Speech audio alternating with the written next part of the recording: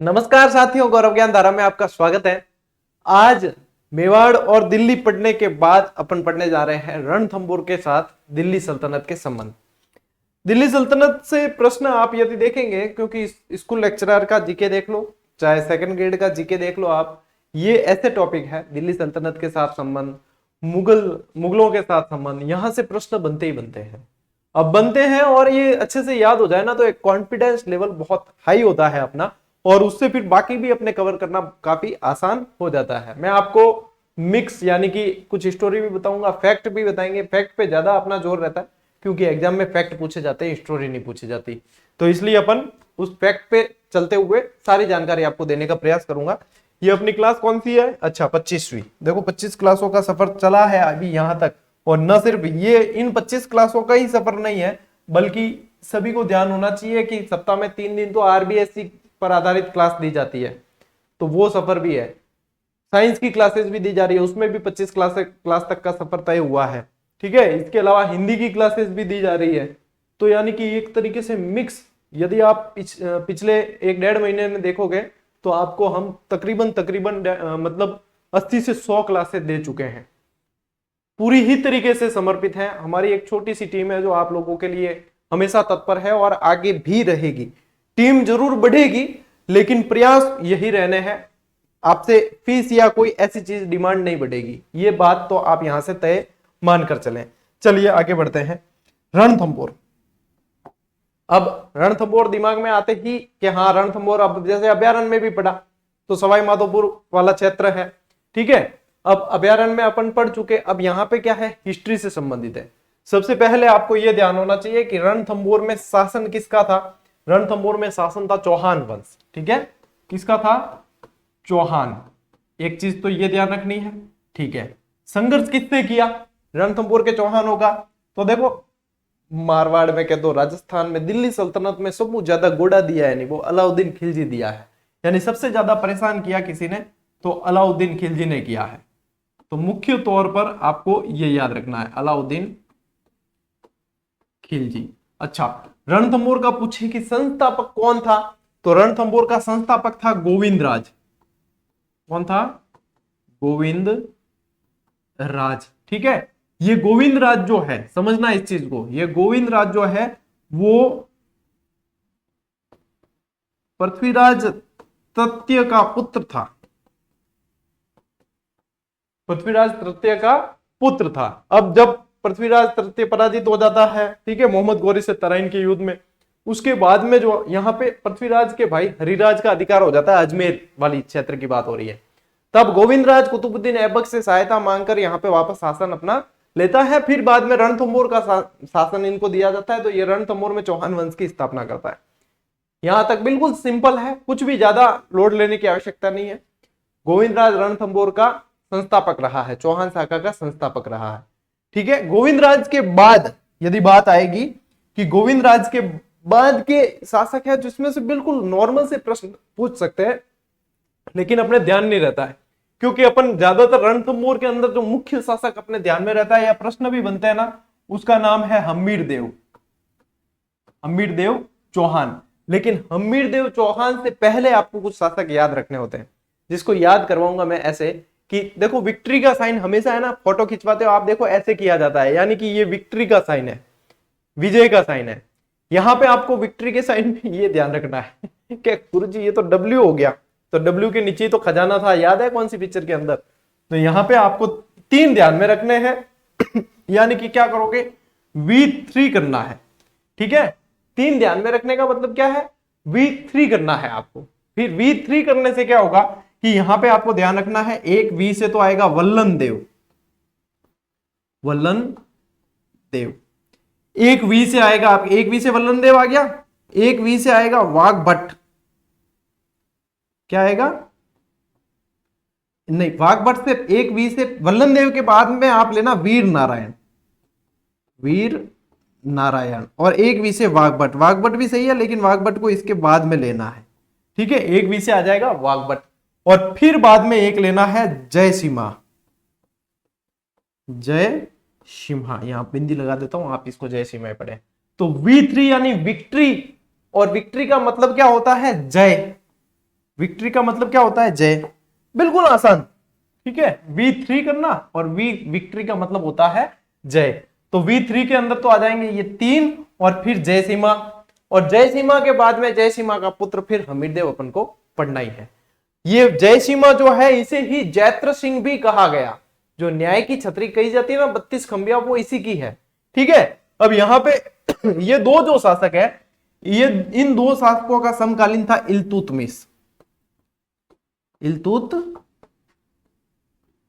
इनका समकालीन शासक कौन था? इल्तुतमिश था।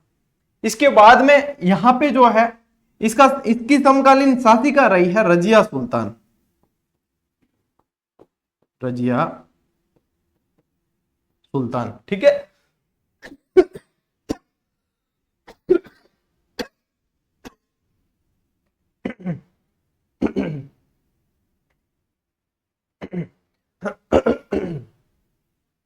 सॉरी, रजिया सुल्तान। और फिर बाद में यहां पे आपको ध्यान रखना है जयसीमा के समय नासिरुद्दीन महमूद। नासिरुद्दीन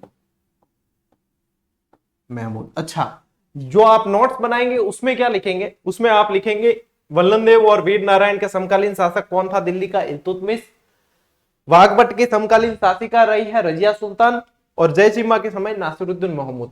जहां से प्रश्न बनते हैं ना स्टार्ट के प्रारंभ के शासक में, उनमें समकालीन शासक ही पूछे जाते हैं। देखना प्रश्न उठा के पीछे के, तो आपको बहुत अच्छी तरीके से आइडिया आ जाएगा इसका।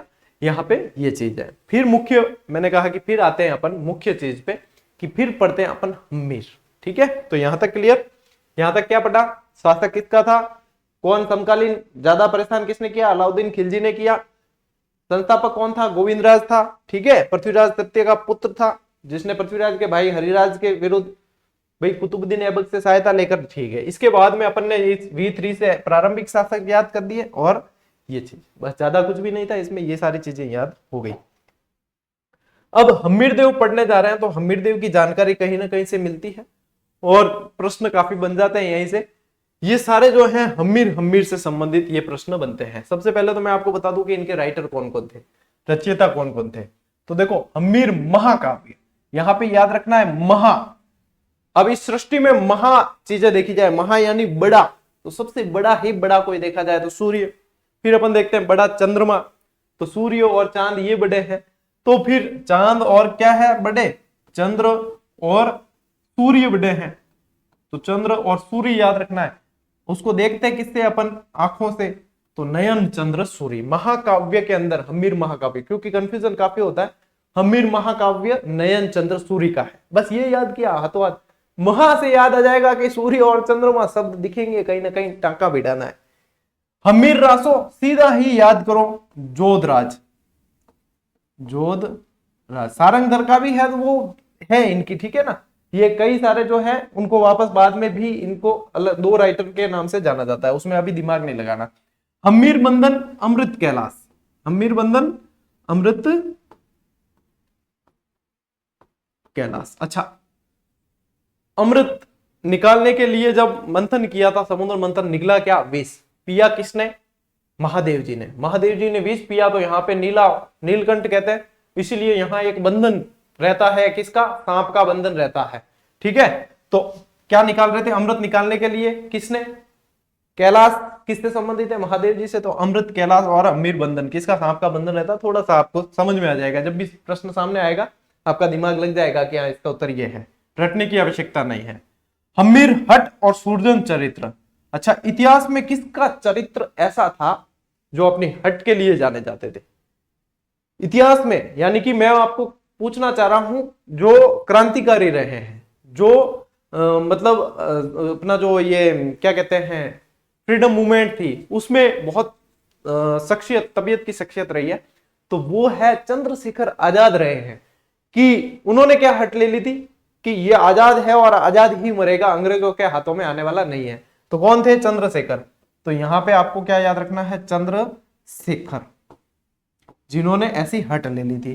तो कैसा, किसका चरित्र था हट लेने का? चंद्रशेखर का, ठीक है, ये याद हो गया। हम्मीर रायण में आप फिर सीधा याद रख लेना पांडव व्यास। पांडव व्यास, ठीक है। कितना आसान, और सारी चीजें फिट हो गई दिमाग के अंदर। याद एकदम परफेक्टली। अब बढ़ते हैं अपन आगे। चलो भाई, हट के लिए चंद्रशेखर को तो बताया मैंने, हट के लिए हम्मीर जाना जाता था। सिंह गवन सतपुरुष वचन कतली पलत एक बार, तिरिया तिल हम्मीर हट चढ़े न दूजी बार। इस ये हम्मीर के लिए कहा जाने वाला कोटेशन है, पंक्तियां हैं, जो यदि आप देखोगे सिंह गमन, अब सिंह समन भी मिलता है सब जगह, ऐसा नहीं कि सिंह समन मिल गया तो वो गलत है। इसका अर्थ क्या होता है वो बताता हूं। सिंह गमन सतपुरुष वचन कतली पले एक बार, तिरिया तिल हम्मीर हट चढ़े न दूजी बार। यानी कि ये चीजें सिर्फ एक बार होती है, दूसरी बार नहीं हो सकती। कैसे कि कई चीजें सिर्फ एक बार ही होती है, जिनमें आपके जैसे आप देखोगे तो सिंह का संतान जनन, ठीक है, यानी सिंह का गमन करना सिंहनी के साथ में, वो एक बार। सच्चे लोगों की बात, केले में फल, केले का जो पेड़ होता है उसमें फल भी एक बार ही लगता है, उसके बाद में नहीं लगता। स्त्री को विवाह के लिए तेल या उपटन लगना, यानी कि तेल, तिरिया तिल, ठीक है, यानी तेल चढ़ी हुई स्त्री, तो तेल एक बार चढ़ जाता है, उसके बाद उसका विवाह करना ही पड़े, चाहे कुछ भी होनी अनहोनी कुछ भी हुआ तो वो विवाह करना ही पड़ता है, तो वो एक बार ही चढ़ता है। इसी प्रकार हम्मीर देव चौहान जब हट ले ले तो ठानते और दोबारा विचार नहीं करते, और इस हटी प्रवृत्ति के कारण ही अलाउद्दीन और इनकी तकरार भी हुई थी। अच्छा, वो हटी प्रवृत्ति क्या थी? और एक और विशेषता हम्मीर देव की, शरणागत को शरण देना, ठीक है, शरणागत को शरण, और ये शरण और फिर हटी प्रवृत्ति। अब अलाउद्दीन खिलजी के कुछ मंगोल सेनापति थे, जिसमें मोहम्मद शाह और कहब्रू मुख्य है, ठीक है, इल्चक वगैरह वो भी थे, मोहम्मद शाह और कहब्रू मैन यही है। वो अलाउद्दीन से भाग के आ जाते हैं किसके पास? हमीर देव के पास, और शरण मांग लेते हैं। अब शरणागत को शरण देना इनकी विशेषता रही है, शरण देते हैं। अलाउद्दीन को पता चलता है कि ये वहां गए भाग के, फिर अलाउद्दीन कहता है कि इसमें मुझे दे दो, नहीं तो फिर अपने फिर क्या है, तकरार होगी। लेकिन ये कि हमीर ने एक बार हट ले ली तो फिर वो अपने आप की भी नहीं सुनता। तो यही कैरेक्टर यहाँ इन पंक्तियों से दर्शाते हैं, और ये पूछी भी गई है एक दो बार, ठीक है, तो यहाँ पे ये ध्यान रखेंगे आप। चलिए आगे बढ़ते हैं अपन। अब देखो, सबसे पहले जैसे हमीर शासक बनता है, उसके बाद में हमीर दिग्विजय की नीति अपनाता है। दिग्विजय की नीति का मतलब ये होता है आसपास के सारे क्षेत्रों को जीतना, उनको अधीन लाना, ये सारी चीजें, ठीक है। दिग्विजय की नीति अपनाने के साथ में ये बहुत इंपॉर्टेंट चीज जो पूछी जाती है, इसने कोटिजन यज्ञ करवाया, और इसमें पूछते हैं इसका पंडित कौन था इस यज्ञ का, तो इस यज्ञ का पंडित था विश्वरूप। कोटिजन यज्ञ अश्वमेध यज्ञ जैसा ही होता है, अश्वमेध यज्ञ होता है ना, यानी कि दिग्विजय के लिए ही होता है, वो भी साम्राज्य विस्तार के लिए। ये भी कोटिजन यज्ञ करवाने वाला शासक, और इसका पंडित विश्वरूप था। कोटिजन यज्ञ करवाने के बाद में इसने मुनि व्रत धारण किया था। इसी समय अलाउद्दीन का आक्रमण होता है, इसलिए अमीर खुद लड़ने नहीं जाकर अपने सेनापतियों को भेजता है, ठीक है। देखो, समकालीन दिल्ली सुल्तान कौन थे? पहले तो जलालुद्दीन और उसका भतीजा, फिर अलाउद्दीन। पहले भतीजा था, फिर बाद में जवाई बन गया, ठीक है ना। यह आपने पद्मिनी पिक्चर देखी होगी, पद्मावती, उसमें भी देखा होगा, पद्मावत के अंदर। यहां पे क्या होता है, पहले आक्रमण करने वाला जलालुद्दीन खिलजी होता है, ठीक है, 1290 में।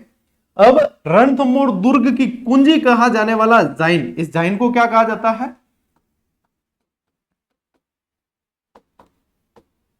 रणथंभौर की कुंजी कहा जाता है, ठीक है। इसे रणथंभौर की कुंजी कहा जाता है, जाइन दुर्ग को। सबसे पहले यानी रणथंभौर पे आक्रमण करना है तो जाइन पे आक्रमण करके जीतना पड़ेगा। 1290 के अंदर जलालुद्दीन जाइन दुर्ग पे आक्रमण कर लेता है, और यहां पे आक्रमण करता है जब अमीर का एक सेनापति गुरुदास सैनी, क्या नाम था? गुरुदास सैनी, खेत रहता है। खेत रहने का मतलब समझते हो, मारा जाता है, ठीक है। गुरुदास सैनी को मारकर कब्जा कर लेते हैं। राजी बड़े होते हैं ये जलालुद्दीन और इनकी सेना के, हाय शाबाश, अब तो हमने फतेह कर ली, पूरा रणथंभौर ही जीत लिया जैसे। यहां से आगे बढ़ते हैं फिर रणथंभौर दुर्ग की तरफ। अब रणथंभौर में नानी याद आती है इन्हें, यानी रणथंभौर दुर्ग को जीत नहीं पाते हैं। इनके समकालीन राइटर भी बताते हैं इस बात की बरनी, और ये पुष्टि भी करते हैं अमीर खुसरो और कि ये नहीं जीत पाए थे। अब वहां पे चल तो दिए, अब वहां ऐसी तैसी होगी, वहां जीत नहीं पाए रणथंभौर को। जब जीत नहीं पाए तो जलालुद्दीन की कंडीशन ये थी कि समायोजन पे उतर आए, और समायोजन भी कौन सा वाला? ये अंगूर खट्टे हैं, यानी कि ये तो मतलब ही नहीं है। तब वहां पे ये कोटेशन कहता है, जो पूछा जाता है, ये रणथंभौर दुर्ग के बारे में कहा है, ऐसे 10 दुर्गों को मैं मुसलमान की दाढ़ी के बाल के बराबर भी नहीं समझता। अब नहीं समझता तो आए क्यों थे भाई, समझते ही नहीं थे तो आए क्यों, अब मिला नहीं तब ये कहना तो बनता है। ऐसे थे आक्रांता, यहाँ पे आक्रमण करने वाले ऐसे दुर्ग थे यहाँ जिन्हें जीतना बहुत मुश्किल था। आधा इतिहास तो इसलिए बना कि अपने यहाँ गद्दार भी बहुत हुए, नहीं तो यहाँ के शासकों को हराना जीतना बहुत मुश्किल था। लेकिन यहाँ पे अपने क्या गद्दारों की भी कमी नहीं रही है, गद्दार बहुत से, यहाँ पे भी गद्दारी बहुत लोगों ने की। अब देखो यहाँ पे पढ़ते हैं अपन हम्मीर देव और अलाउद्दीन खिलजी। ठीक है, इसके बाद में अलाउद्दीन तख्ता पलट कर देता है और शासक बन जाता है दिल्ली का। अब देखो हम्मीर ने अलाउद्दीन के भगोड़े सेनापतियों को शरण दी, जिसमें मोहम्मद शाह, केहबरू, इल्चक ये सब शामिल थे। ये मंगोल सेनापति थे। ये कौन थे, यहां लिख दूं क्या, ये मंगोल सेनापति थे। सेनापति नव मुसलमान के नाम से भी जाना जाता था मंगोलों को। अलाउद्दीन के सेना नायक कौन थे, अब इनके दोनों के बीच में भिड़ंत होगी। तो अलाउद्दीन के जो सेना नायक थे उसमें उलुग खां, नुसरत खां, अलब खां, ये तीन यहाँ पे। अलाउद्दीन के 4 खान बहुत प्रसिद्ध रहे हैं। अलाउद्दीन के 4 खान प्रसिद्ध थे, उनमें 3 तो ये हो गए और एक था जफर खान। ये 4 खान थे, 3 खान ये हो गए, उलुग खां, नुसरत खां, अलब खां और एक था जफर खान। तो ये 4 खान के नाम से जाने जाते थे अलाउद्दीन। यदि आप इंडियन हिस्ट्री को पढ़ोगे तब आपको उसमें समझ में आएगा। हमीर के सेना नायक कौन कौन थे, भीम सिंह, धर्म सिंह, रणमल, रतिपाल। अब आपको हो गया गुरुजी रणमल और रतिपाल, ये तो आप सही कह रहे हो, ये भीम सिंह धर्म सिंह वाली क्या स्टोरी है, ये स्टोरी तो है बिल्कुल, भीम सिंह, धर्म सिंह और एक भोज भी आएगा। ठीक है, अब इनकी क्या स्टोरी थी मैं बताऊं। सबसे पहले जब इनका आक्रमण हुआ, यहां से अलाउद्दीन की सेना जब आती है आक्रमण करने, ये बनास नदी के किनारे अपना डेरा डालते हैं, वहां पे रुक जाते हैं और फिर वहां से मतलब आक्रमण करने की नीति बनाते हैं। यहाँ पे इनको भी सूचना मिल जाती है अमीर को कि भैया सेना आ चुकी है, मेहमान आ चुके हैं, मेहमान नवाजी करनी है। अमीर ने मुनिव्रत धारण किया हुआ था, मैंने आपको पहले ही बताया। तो ये जो है भीम सिंह और धर्म सिंह, इन 2 जनों को भेजता है। भीम सिंह और धर्म सिंह आके इनकी वास्तव में 12 बजा देते हैं सैनिकों की। बनास के डेरे जो किनारे डेरे डाले हुए थे, इनकी हालत खराब कर देते हैं, लूटपाट कर लेते हैं और सेना को हरा देते हैं। वहां से सेना जो है इनकी अलाउद्दीन की बैकफुट पे आ जाती है और यहाँ पे लूटी हुई सामग्री, देखो लूट का माल तो लूटा ही जाता है, ठीक है, जीत का माल है वो। जीतने के बाद यहाँ पे 2 सेनापति है ना, उसमें से भीम सिंह को भेज दिया जाता है वापस। भीम सिंह जो है, नहीं धर्म सिंह जो है ना, ये लूट का माल लेके कहां चलता है, दुर्ग की तरफ। जितना लूटा हुआ माल था वो लेके दुर्ग की तरफ रवाना होता है। भीम सिंह के नेतृत्व में छोटी सी टुकड़ी जो है वो धीरे धीरे बाद में आगे बढ़ती है। ठीक है ना, अब धर्म सिंह देखो वापस दुर्ग की तरफ आ गया, पीछे भीम सिंह की सेना है। पीछे से जो है फिर अलब खां की सेना जो होती है वो भीम सिंह की सेना पे आक्रमण करती है। इस पे आक्रमण कौन करेगी, अलब खां की सेना। अलब खां इस पे आक्रमण करता है, जिसमें भीम सिंह मारा जाता है। भीम सिंह मारा जाता है। ठीक है, अब ये बात हमीर को पता चलती है, हमीर गुस्सा हो जाता है। गुस्सा किस पे होता है, बचा कौन, बचे हुए पे गुस्सा हुआ जाता है। ठीक है ना, अब भीम सिंह पे हो नहीं सकते।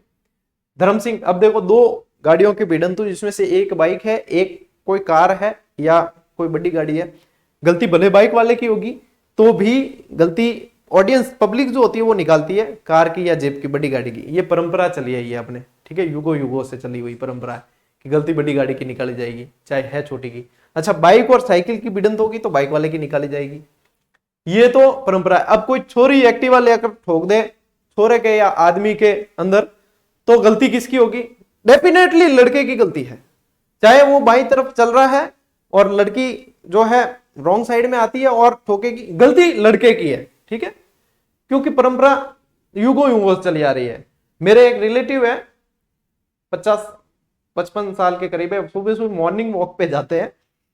मॉर्निंग वॉक पर जाते हैं, एक बालिका यानी कि लड़की जो है स्कूटी लेकर आती है, फुटपाथ पर चढ़ाकर उन्हें टक्कर मारती है और फिर बाद में कहती भी है, क्या अंकल देखकर नहीं चल सकते, क्या कहां चल रहे हो। अब बिल्कुल हम जाए कि अब फुटपाथ है भाया, रोड बटे है। ऐसी भी चीजें होती है। तो यहाँ पे देखो फिर क्या है, गलती किसकी निकाली जाएगी, धर्म सिंह की। धर्म सिंह की गलती निकालकर धर्म सिंह को अंधा करवा देता है हमीर।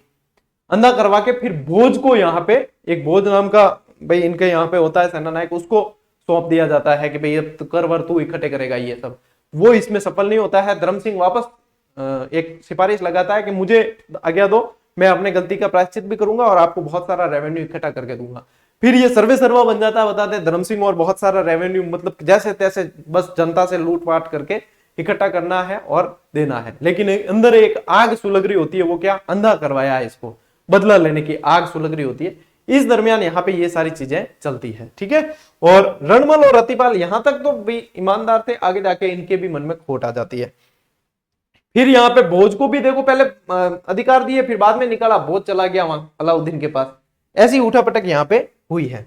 अब यहाँ पे ये चीजें नहीं भी लिखोगे तो भी दिक्कत नहीं है, क्योंकि ये चीजें डायरेक्ट पूछी नहीं जाती, ये सिर्फ आपको स्टोरी सुननी है, याद रखना है। अब कोई कहता है गुरुजी मेरे समझ में नहीं आया, वापस से प्ले करो वीडियो को, स्पीड भले ही कम कर दो, एक एक चीज बिल्कुल ही अच्छी तरीके से बताइए। अच्छा नहीं भी आया तो भी जो चीजें एग्जाम में पूछी जानी है वो तो मैं सारी स्लाइड में आपको नोट करवा ही रहा हूं, ठीक है ना। ये थोड़ी सी स्टोरी के भैया ये चीजें वहां हुई थी तो ये पिक्चर बनेगी दिमाग में क्या, हाँ ये चीज ऐसे हुई। जरूरी नहीं है पिक्चर डायरेक्टर और प्रोड्यूसर ही बना कर दें आपको, हम भी बना कर देते हैं जिन्हें टीचर कहा जाता है।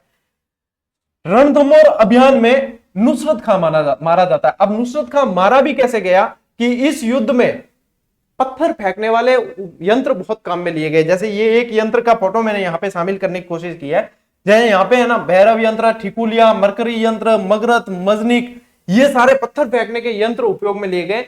और यदि आपको इसको और अच्छी तरीके से समझना हो या यंत्र देखने हो तो बाहुबली मूवी के अंदर देख लेना, उसमें भी ऐसे पत्थर फेंकने के यंत्र काम में लिए गए। ऐसे यंत्रों से ही एक जो गोला दागा गया वो दुर्ग की दीवार से टकरा के वापस आया, जिसमें नुसरत खां मारा गया। और ये प्रश्न इतनी बार बना है, बहुत बार, कि इनमें से मारा कौन गया था, उलग खां, नुसरत खां, अलब खां, जफर खां, ऐसे।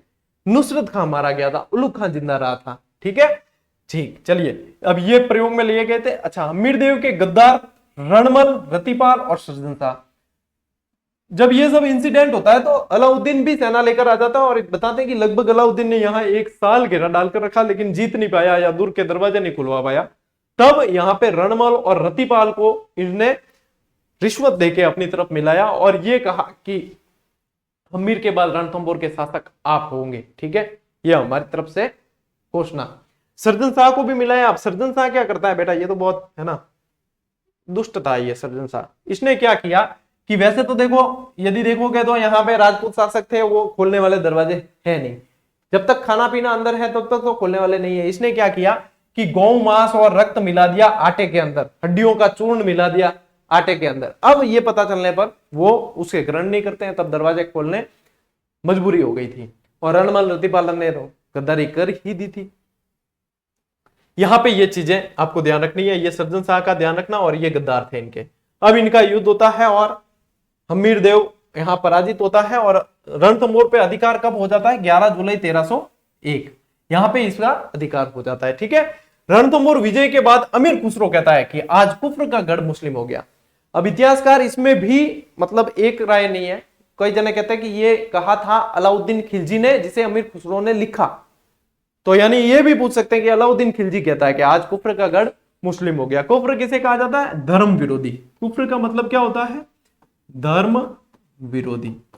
तो अपने दिमाग में ये भी आता है क्या अमीर धर्म विरोधी था, अलाउद्दीन के लिए था, अलाउद्दीन के लिए काफिर था।